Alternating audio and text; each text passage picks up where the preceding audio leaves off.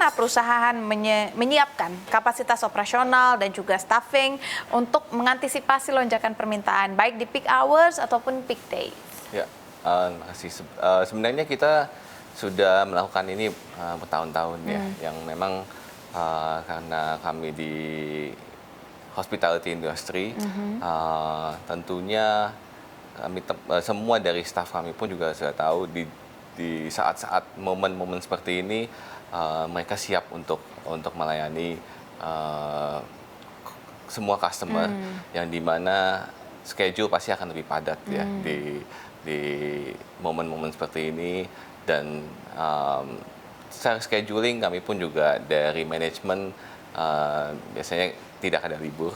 Ya, libur setelah peak season. Yeah. Jadi kita shifting sedikit untuk schedule di mana kita harus memberi pelayanan terbaik ya, dan tentunya staffing harus cukup dan adequate juga supaya kualitas ini tidak menurun.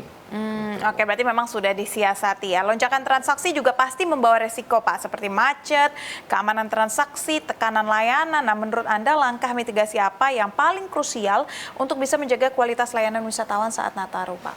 Layanan ya. Tentunya semua itu dari strategi dari manajemen, dari top manajemen ke bottom ya.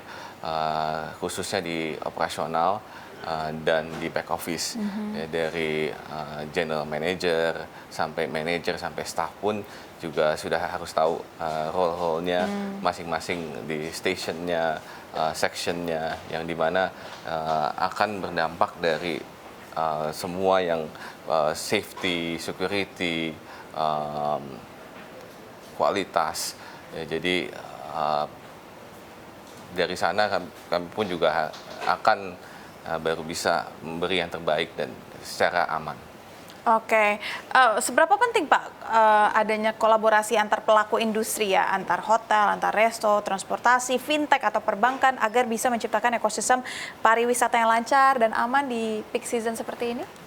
Sangat penting ya, kalau saya rasa khususnya tadi banyak sekali pariwisata sekarang shifting ke fintech, khususnya fintech ataupun digital means, digital solution seperti OTA, yang dimana karena convenience untuk secure payment juga, dan ini dampaknya itu dari 1 sampai akhir end to end ya saya bilang ya, itu penting untuk ini jadi satu yang smooth supaya dari konsumer pun merasa aman dan juga dari sisi bisnis pun juga merasa aman juga. Oke, biasanya contoh kolaborasinya seperti apa sih Pak? Kolaborasi tentunya dari bagaimana kita membuat satu ekosistem, booking engine sampai payment, secure payment, dari konsumer booking dan membayar, dan juga hotel atau resto menerima reservasi dan menerima payment tersebut dan bisa melayani konsumer-konsumer tersebut.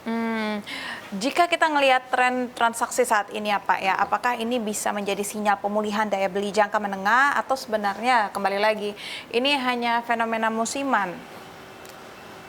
Kita harap bukan musiman ya. Tentunya ini perlu dorongan, saya rasa itu yang kita bicara stabilitas dari ekonomi, ini harus didorong dari semua pihak, bukan hanya cuma pemerintah saja, tapi sekali lagi dari corporate ataupun konsumer pun juga harus mendorong untuk pertumbuhan ekonomi tersebut. Karena kalau salah satunya tidak